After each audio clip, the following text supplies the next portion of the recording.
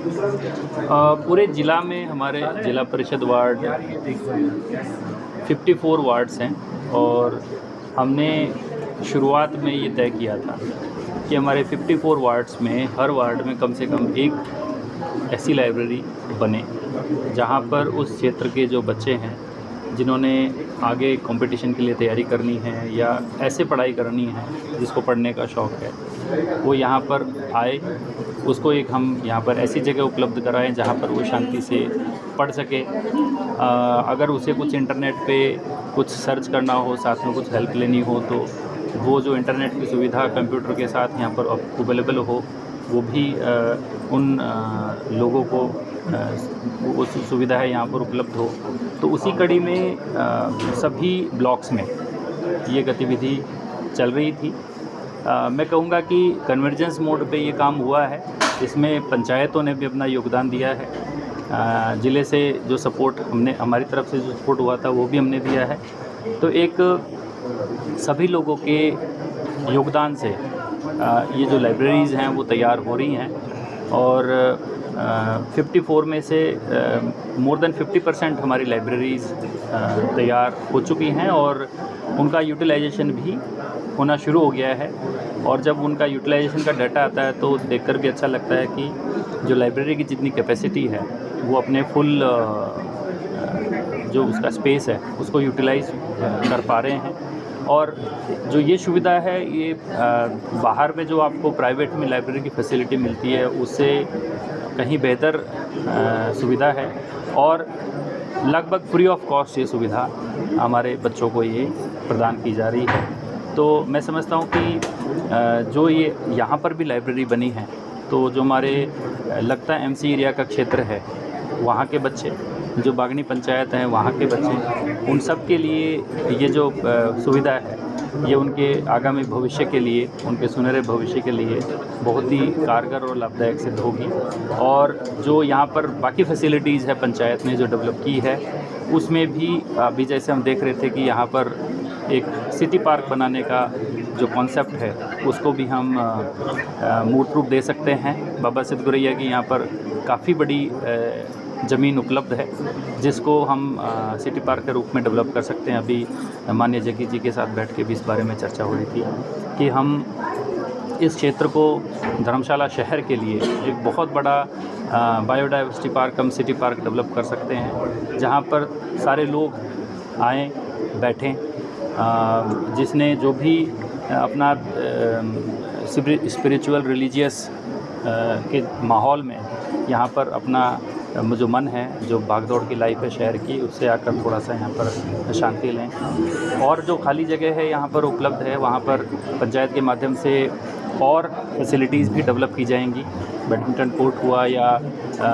Fitness centre हुआ, इस तरह की फैसिलिटीज़ को भी आगे डेवलप किया जाएगा ताकि पंचायत के माध्यम से जो क्षेत्र के लोग हैं, ऐसा नहीं है कि बागनी पंचायत है तो बागनी पंचायत के लोग ही इसमें आ सकते हैं, बाकी अगल बगल का जो भी ज़रूरतमंद व्यक्ति है इन सुविधाओं का लाभ ले सकता है। और मैं समझता हूँ कि सरकारी तंत्र को इसी तरीके से समाज में इस तरीके की चीज़ें हमें क्रिएट करनी चाहिए ताकि लोगों की जो पॉजिटिव एनर्जी है उसका बेहतर इस्तेमाल हो सके। और जो हम एक विकसित राष्ट्र की परिकल्पना करते हैं, एक आत्मनिर्भर प्रदेश की परिकल्पना माननीय मुख्यमंत्री जैसे करते हैं, उसको हम साकार कर पाएंगे क्योंकि रिसोर्स हमारा डेवलप होगा तो ही हम उस परिकल्पना को साकार कर पाएंगे। तो उसी कड़ी में एक छोटी सी पहल आज यहाँ पर बागनी पंचायत के क्षेत्र में शुरू की गई है और मुझे खुशी है कि पंचायत ने, वीडियो साहब ने, हमारे टेक्निकल स्टाफ ने इसको रिकॉर्ड समय में तैयार किया। और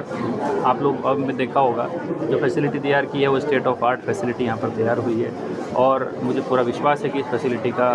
जो इस्तेमाल है बखूबी पंचायत करेगी और एक अच्छा रिजल्ट इस क्षेत्र के युवाओं को देने में बहुत ही लाभदायक सिद्ध करेगी। वो भी एक स्टेप इन फॉरवर्ड डायरेक्शन है। अभी इनफैक्ट जो कंप्यूटर सेक्शन है उसके लिए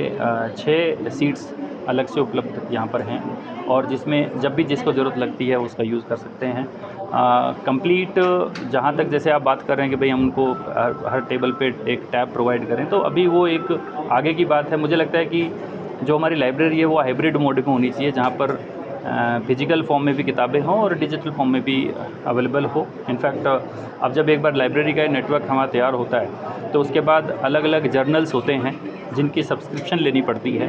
तो हम उस दिशा में भी कार्य करेंगे कि उन जर्नल की सब्सक्रिप्शंस हमारी सभी लाइब्रेरीज़ के पास हो। तो अगर किसी बच्चे ने रिसर्च भी करनी हो, उन जर्नल्स के पेपर्स भी पढ़ने हों, तो उसको वो एक्सेस यहीं पर बैठे बैठे मिल जाए, उसको कहीं और जाने की आवश्यकता ना पड़े। देखिए, धर्मशाला में बागनी पंचायत जो है पहली पंचायत है जहाँ पे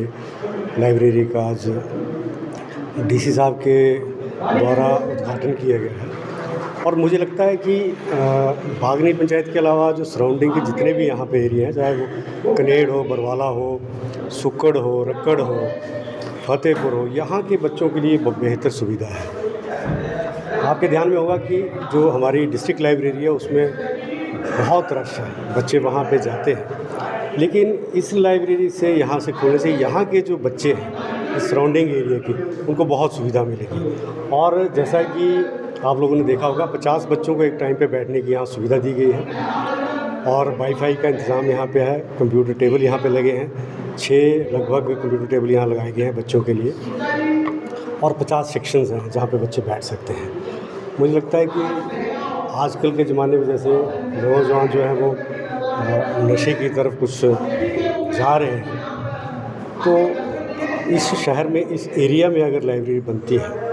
तो यहाँ के बच्चों के लिए बेहतर सुविधा होगी, बेहतर रास्ता उनको दिखेगा कंपटीशन की तैयारी करने के लिए, स्कूल की तैयारी करने के लिए, तो एक बेहतर सुविधा दी गई है। एक यहाँ पे और लाइब्रेरी बनाई जाएगी, और उसके बाद जहाँ जहाँ रिक्वायरमेंट होगी वहाँ पे बजट का प्रावधान करके जिस पंचायत में लगेगा वहाँ पे छोटी लाइब्रेरीज वहाँ पे दी जाएंगी। युवाओं पे जैसे नशे का जिक्र आपने किया है, एक उससे भी राहत मिलेगी, और कॉम्पिटिटिव एग्ज़ाम को लेकर के क्योंकि बहुत अधिक जरूरत महसूस होती है। बिल्कुल कॉम्पिटिटिव एग्ज़ाम के लिए मैं बात कर रहा हूँ कि हमारे डिस्ट्रिक्ट लाइब्रेरी में बहुत सारे बच्चे वहाँ पे जाते हैं। अभी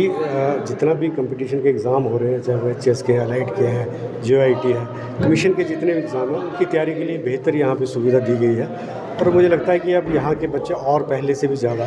कंपटीशन की तैयारी करके सेलेक्ट होंगे।